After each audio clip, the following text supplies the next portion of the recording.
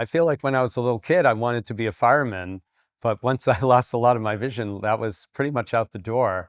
And my heroes became writers. Sometimes I would hear people talk about me, and if I said something like made a mean joke or something, someone would say, he's just like his father. And I always felt that that was the biggest compliment. I don't know that I've ever read a book that won the Nobel Prize.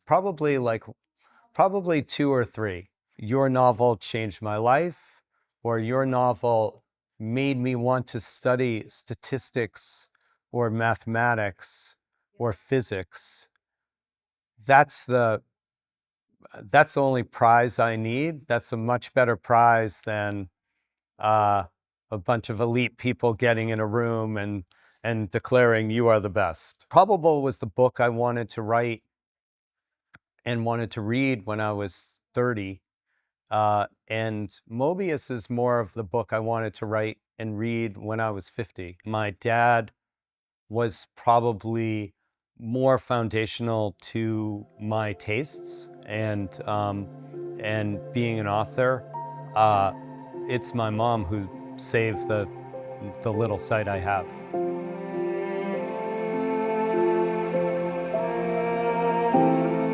Adam Bey, hoş geldiniz. Teşekkürler. Sadece kendi merak ettiklerimi soruyorum. This seems like a good policy. Adam Bey, duyduğum ve okuduğum kadarıyla sizin kitaplarınız en çok Türkiye'de satmış. Türkiye is my number one country by probably an order of magnitude, if not 100 times. By far, the fans that I have in Turkey are the most passionate of any other countries that I'm published in, of the 20 languages that I've been translated into. Aslında burada bir garip bir durum da var. Türk insanı gerçeküstü şeylerden çok da hoşlanmaz. Ama sizin kitabınız en çok Türkiye'de satıyor. Bunu neye bağlıyorsunuz? I've been asked that a lot, and I have many theories. One theory is that you really need to have someone to believe in you to succeed in a place.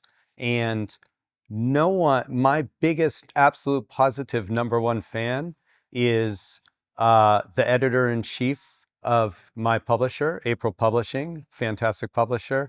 And his name is Egeman.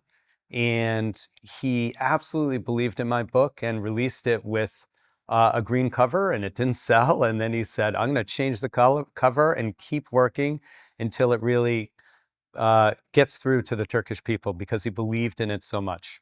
So I think that's part of it. Another part of it is that I've learned a lot, well, not a lot, but a little about Turkish culture and about the idea of Kurdash. The idea of fate and destiny, and those are themes that, especially my first book, Improbable, deals with quite a bit, and talking about determinism and free will. And I know those are philosophical issues that Turkish people, or that really resonate with the people of Turkey and Turkish readers. And I think that's part of it too, because even though there are fantastical and sci-fi elements in the book, I would classify it more as a thriller grounded in science, which is very similar to my most recent book, Mobius, which is also a thriller grounded in science, and also repeats a lot of the themes of Improbable, such that it's thinking about fate and destiny and how much control we have over our own lives and over the future. And I have one other theory. And my last theory is just that Turkish readers are the smartest readers in the world. Teşekkür ederiz. Adam Bey'in asıl mesleğiniz nedir Adam Bey? Initially, I was a statistician doing database marketing and mathematical modeling. And then after that, I went to business school at Stanford in Palo Alto, California. And after that, I was chief operating officer of an internet company. And that's when I began my career in startups. And that's what I did before I wrote my first novel. And the last 20 years, I've spent working in and running startups as chief operating officer, chief financial officer. And that's why, and the world of startups is something that I am very, very interested in and sort of was obsessed with. And that's why my new novel, Mobius, takes place in that world of startups. Nasıl bu yeteneğinizi keşfettiniz? Yani iyi yazdığınızı. It's not so much that I think I discovered the talent. It's more that when I was younger, let me back up a little bit. When I was younger, I got very sick and lost all the vision in my left eye and a lot of the vision in my right eye. And I was in the hospital a lot, often blind because I had many eye surgeries with my eyes patched between the ages of 6 and 12. So I spent a lot of time by myself in the dark. And my parents were great, but couldn't be with me 24 hours a day, especially in the evening. And so at night I was all alone and I couldn't see. And in the United States, they had an organization called the Commission for the Blind, and they would read books and put books on tape. And this is decades before there were any such things as audiobooks. And so I would listen to all these stories, and my dad picked them all out for me. So he didn't pick out kids' books. He picked out books by Stephen King or Isaac Asimov or Frank Herbert or Robert A. Heinlein. And so I just became in love with stories and in love with storytellers. And when you lose your vision, your dreams change a little bit. And I feel like when I was a little kid, I wanted to be a fireman. But once I lost a lot of my vision, that was pretty much out the door. And my heroes became writers and authors. And because they were the ones who took me away from the uncomfortable situation I was in a hospital where I was young and I was scared and I was lonely.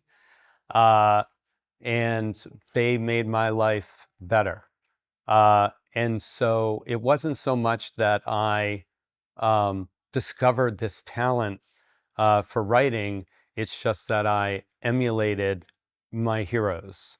But I do think that because instead of reading books initially, and now I can see well enough to read, but because I was listening to books so much instead of reading them and listening to them all night long sometimes, I learned to write by listening to stories. Aslında bir yandan da hayatınızın ondan sonra nasıl bir yöne gideceğine babanız karar vermiş. Çünkü ilk size bilim kurgu ve macera yerine atıyorum Barbara Cartland ya da aşk romanları alsaydı babanız, belki siz çok iyi bir aşk romanı yazanı olacaktınız.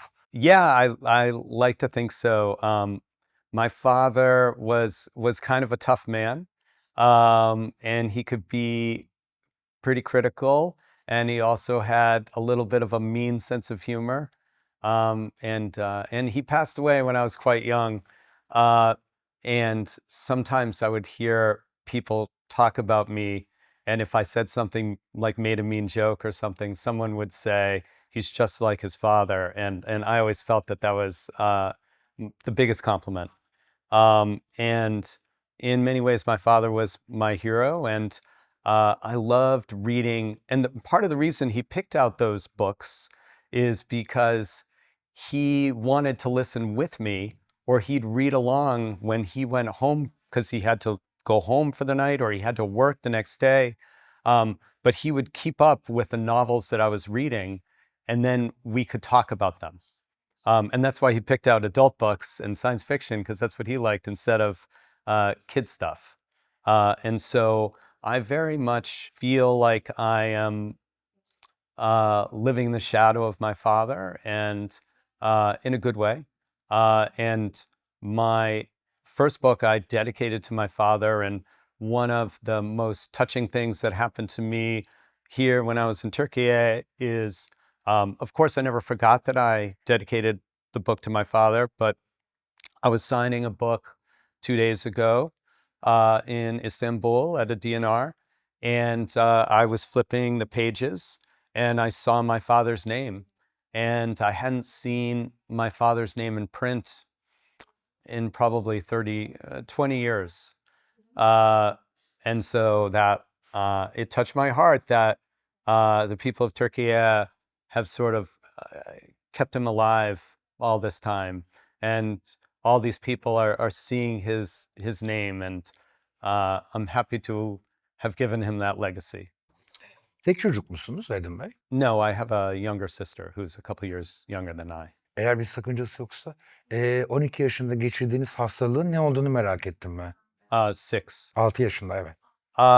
I had an illness called Stevens-Johnson syndrome, and it scarred my glands and scarred my corneas, which makes it hard for me to see through the scars, and scarred my tear ducts, so I can't cry.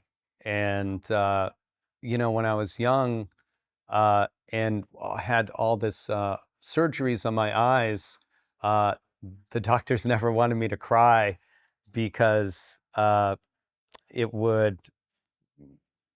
could disrupt some of their work.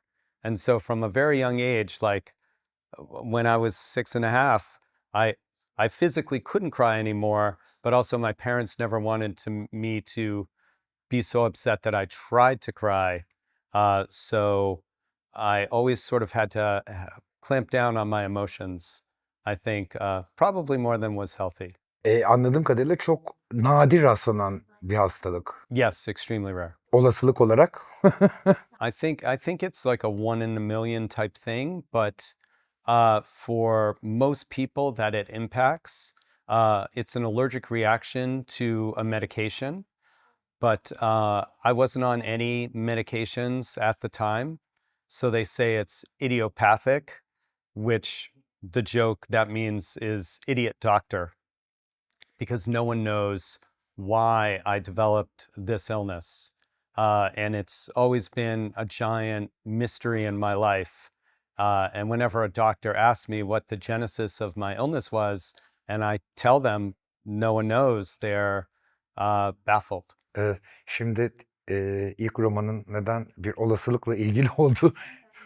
Yeah, and fate and destiny, and a lot of that. And the probability stuff came from, I have a master's in statistics. So that's a little bit how I see the world, through the eyes of probability. Genel olarak erkek çocukların hayatlarında anneler daha önemlidir. Ama anladığım kadarıyla sizin hayatınızda babanız annenizden daha önemli. I wouldn't quite say that. My mom was able to be at my side much more than my father. And my mom, she was involved really in talk. My dad was working all day, so he could only come see me a little bit at night, and on the weekends. And so my mom could be with me all the time. And my mom is an incredibly tough woman. And she would always say to the doctors, if he was your son, where would you take him? What doctor would you take him to? So I grew up about 50 miles south of Boston. And Boston in the US has a number of very famous hospitals, one of them being Boston Eye and Ear. So I went to one of the preeminent cornea specialists in the world. And I only had an hour drive there, but other patients were there from all around the world, from Europe, from Asia, from South America, all to see my specialist. And when he kind of hit a wall and didn't know what to do next with my eyes because my eyes were getting worse, my mom said to this preeminent specialist in the world, if he was your son, where would you take him? And he said there was a lid specialist in New Orleans, Louisiana. So then we went there. So although I think you're right that my dad was probably more foundational to my tastes and being an author, it's my mom who saved the little sight I have. Anneniz ne iş yapardı? At the time, she was just a stay-at-home mom. And after my eyes had stabilized and I had lost the vision in my left eye, and in my right, I'm legally blind, but I can see enough that I can see your face, but not enough that I could differentiate you between one of your producers. But once my vision stabilized, my mom went to work, and she was a speech therapist for kids in elementary school. İlginç bir işi varmış onun da. Yeah, I think it was great. And you have to have incredible patience to have that job and work with little kids who don't necessarily want to work with you, and repeating tongue twisters and various exercises like that over and over and over again. But my mom is an incredibly patient woman. O sabırdan size de geçmiş muhtemelen. O Tuğla gibi kitapları yazabildiğinize göre size de annenizin sabrı geçmiş muhtemelen. I would disagree, but thank you. Sabırsız mısınızdır? It depends on the matter, but if I had to rank myself on a continuum of impatient to patient, I would definitely be more on the impatient side. Hayır. Yazarlar sabırlı olur halbuki. Not this one. Nasıl çalışıyorsunuz Edin Bey? Yani atıyorum mesela sabahları işe gider gibi kalkıp bir şeyin başına oturup yazıyor musunuz?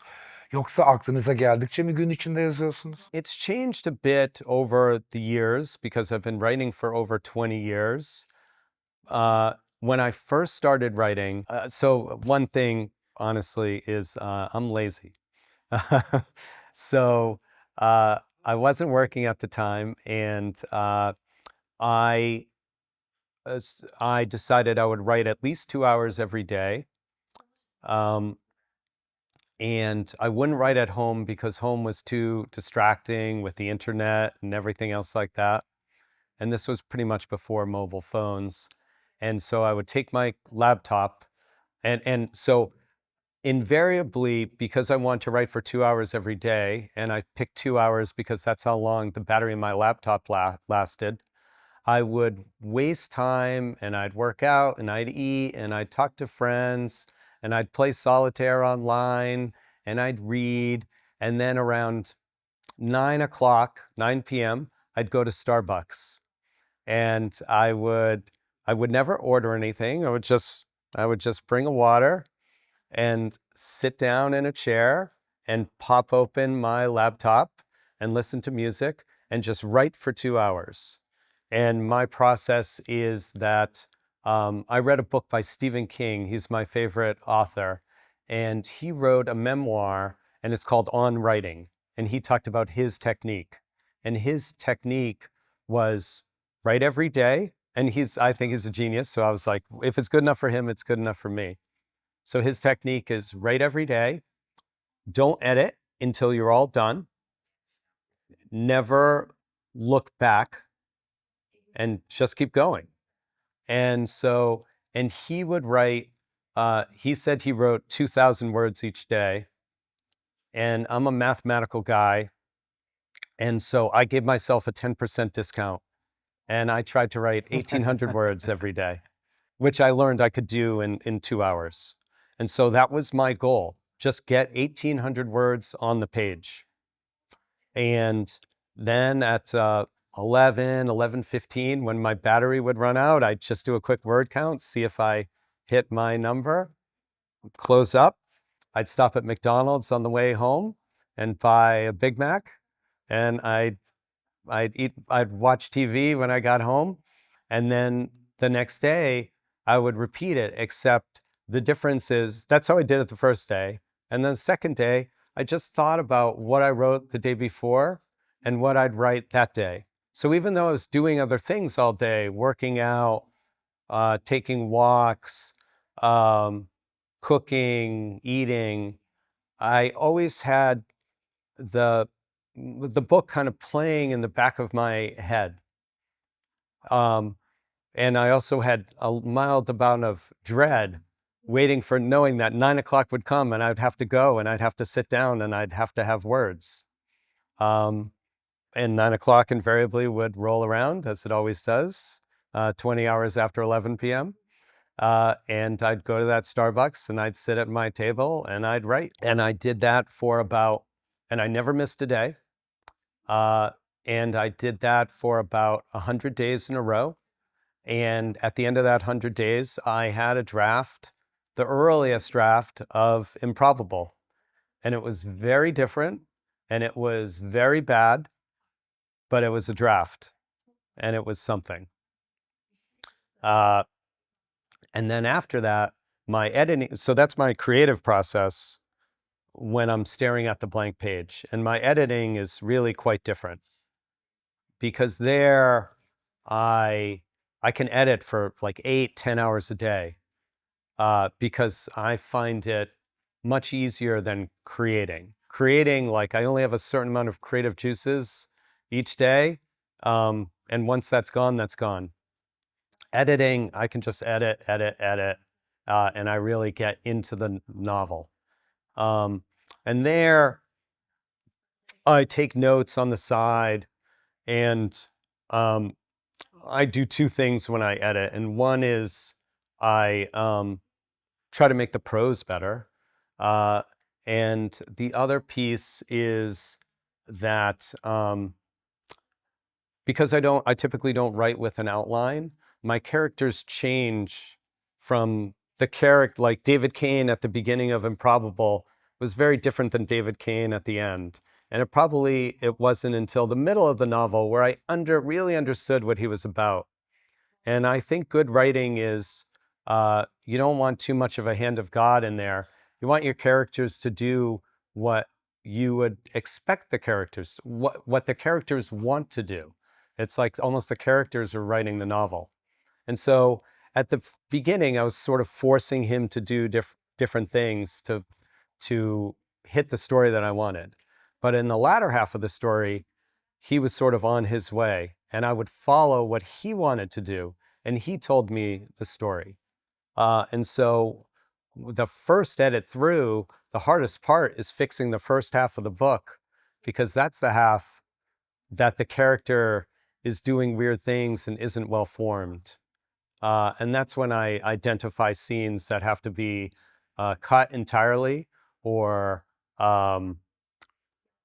edited dramatically or edited slightly. Ama az evvel sabırsızım dediniz ama belli ki çok sabırlısınız. I'm very angry during this process. Normal. I get very, right. Yeah, I get quite frustrated. I get angry with my characters. I wish I could write quicker. I wish I could edit quicker. I wish I could think of better ideas. It's Evli misiniz? Yes. Çocuk? Yes, 2 sons. 2 tane oldu. Peki bu sinirlilik hali çocuklara ve eşinize de yansıyor mu yoksa sadece karakterlerle mi kavga ediyorsunuz? I try to compartmentalize. I do remember when I was young and my dad would have a bad day at work. He'd come home in a really bad mood, and I didn't understand when I was young. I understood it when I was older, but I didn't like it any better. And so I try to separate my work life from my personal life. I definitely wouldn't say I'm successful all of the time or even successful most of the time. I think maybe I'm successful 45% of the time. But my anger when I'm writing is sort of like a low-level frustration, and it's sort of a disappointment in my own abilities or lack thereof, than it is like anger. Çocuklarınızın da okumaya yazmaya hevesleri ve yetenekleri var mı? Not as much as I'd like, but I've learned that your children come out the way Çok they come normal. out, and it can be hard to influence them. That said, I've really emphasized reading to my children. I read a lot to them when they were little. And my younger son, and they're both, they're not as big readers as I am, like I'm always reading, but they're better readers, I think, than their friends. And my youngest son, I've infected a little bit with, I think, a storytelling ability. My older son is a man of few words, I would say. But my younger son is named Odin. And, you know, it's tough when your kids first go to school, because before then you really know all the things that are happening to them during the day, because they're with you, or they're with your wife, or they're with the babysitter, or my mom, or my wife's mom. So everybody reports back and tells you, this is what, first Odin did this, then Odin did that, then Odin did that. But then they go to school, and it's like a black hole of information. And so I would always want to know, what'd you do in school today? And my oldest son, Phineas, I would say, what'd you do in school today? And he would say, I don't know. And that was pretty much it. And but my younger son was like a little bit better, and he'd give me details. And one day, he couldn't think of anything to say, and he's like, I can't remember. And I was like, you can't remember the morning? And he said, no. And I said, I remember the morning. I said, you and I and Phineas walked out of the house, and it was cold, and you slipped on the sidewalk, and then you were sad, and then I picked you up, and then we rode in the subway, and we played games on my phone, and then we walked up the hill, and you gave me a hug, and then you went up the stairs. Then what happened? And when I did that, he would tell me a story in the same level of detail as I just did. And that became our ritual, our routine. At night when I came home for dinner, he would say, tell me about the morning, and I'll tell you about my day. And so I would recount as a storyteller what happened that morning, how he fought with his brother, what he had for breakfast, right before that moment when I gave him a hug and sent him up the stairs for school. And then he would tell me everything that he did that day. That was great. Peki yazmadığınız zaman dışında ne yapıyorsunuz? Mesela işte okumaktan başka. I work out. I have a dog, a Norwegian elkhound named Loki, and we take very long, 2-3 hour walks in the park. And I listen to music, and I think about things I'm reading, or think about things I want to write. Dinner with friends, and I love games. I love to play poker and Catan, and other things like that. Chess. I play a crazy amount of chess on my phone, mostly 1-minute blitz games, probably more than is healthy. And then, of course, the occasional Netflix. O hep var. Netflix is Mesela always bugüne there. kadar hiç yazıp ya bu olmadı deyip yarısında vazgeçtiğiniz bir şey oldu mu? I've certainly done that with scenes and whole sections of my novel. I've never just thrown away a novel. Every novel I started, I finished. But even the stuff that doesn't end up in the book, if I wrote it, it's sort of in there as subtext. So maybe the reader doesn't see that exact text, but I saw that text. I know what happened in that scene, and that informs the way I write the next scene. So I don't really feel like anything is wasted. It's all an evolution. Şimdi sizin başka bir dünyanız var. Kafanız başka işliyor bizim gibi normal insanlara göre. İşte atıyorum aşk romanı okuduğunuzda ya da çok romantik bir şey seyrettiğinizde ne gereksiz bir şey diyor musunuz? All the time. So the one other reason I got into writing novels is because I read this American novel that was incredibly popular, and I finished it and I thought, that was garbage. I could write something better. Hangisi o? And I will not say. Ama ben çok merak ederim. Çekimden sonra lütfen. After the show, I'll tell you. But I don't want to insult anybody. It's just not my style. Hiç Türk yazar okudunuz mu? Yeah, the last book I just read, my publisher can help me with the name, but it was Peace Machine. Ha.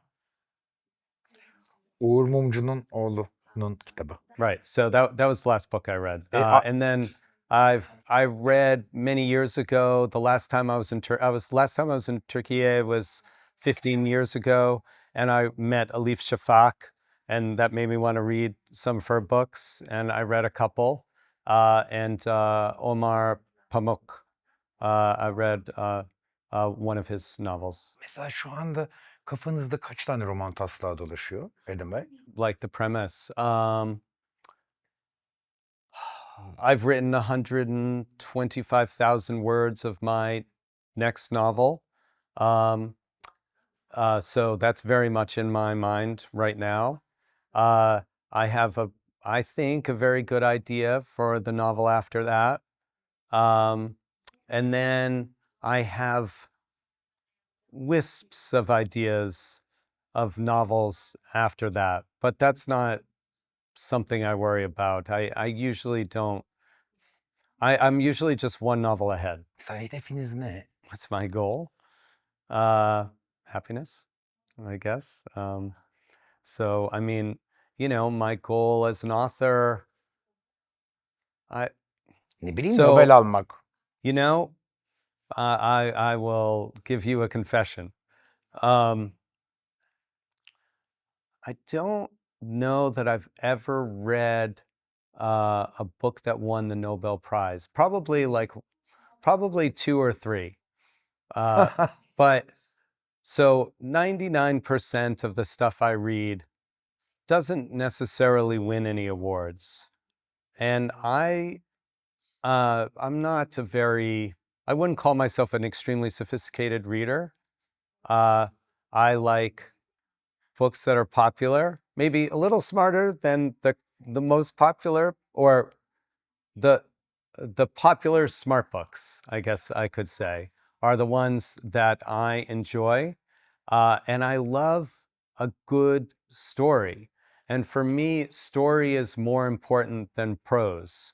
I don't like a book if it's very poorly written, but I would rather a story with an amazing plot and amazing characters and good prose than a story with good plot and good characters with amazing prose. I would always choose the first over the second. And so for me, the award is when I come to Turkey and people say, your novel was the first novel I ever read, or your novel was the first novel I loved, or your novel changed my life, or your novel made me want to study statistics or mathematics or physics. That's the only prize I need. That's a much better prize than a bunch of elite people getting in a room and declaring you are the best. Yeni roman Türkiye'de çıktı, değil mi? Correct. Ne umuyorsunuz mesela? Olasılıksız'ın rekorunu kırabilir mi? I hope so. I mean, it's always difficult to break records, especially records that you set yourself. Sadly, because I needed money and had children, I wasn't able to write as much as I wished I could have over the last 20 years. Now I've retired from startups, so I'm going to try to have a book every year. But a lot of my fans got older. I hope they come back. And so far, the response, meeting people like you, signing hundreds or thousands of books at the book signings so far, and everything that April Publishing has uh, scheduled for me gives me hope that I could reach that audience. And then also, and this wasn't my intent, but I do think that one of the reasons why Improbable was so popular was because of the philosophical uh, themes and thinking about fate and destiny and free will and determinism. And this is a lot I've thought about over the last 20 years. And although Empathy and Oz don't necessarily have those themes, Mobius, my new book, very much has those themes. And it's almost a response to Improbable in a way. It's, but I think, and I'm biased, I think it's much stronger than Improbable because while I love that book, it didn't quite have the emotional core that I was able to get to in Mobius. And the reason that is because I wrote that book before I was married, before I had sons. And for me, marriage and very much being a parent changed me and made me much more empathetic um, and think a lot more about life and legacy and certainly family. And so a lot of those themes are embedded in Mobius as well. So it's Improbable plus. And I think that people who liked Improbable will love Mobius. And the other thing is that, Improbable was the book I wanted to write and wanted to read when I was 30. And Mobius is more of the book I wanted to write and read when I was 50. And so as my fans have aged, they've all, and I have new fans all the time who are young, and that's fantastic. And I think Mobius is a book they could enjoy too. But as my original fans of Improbable have aged, they've also had families, had loss, had regret in their life. And I think they would enjoy reading Mobius for the stage of the life they're in right now more than they would if they read Improbable now for the first time. Şahane. Geldiğiniz için çok teşekkür ederim. Teşekkürler. Ufkumuzu açtınız. Çok sağ olun. Thank you.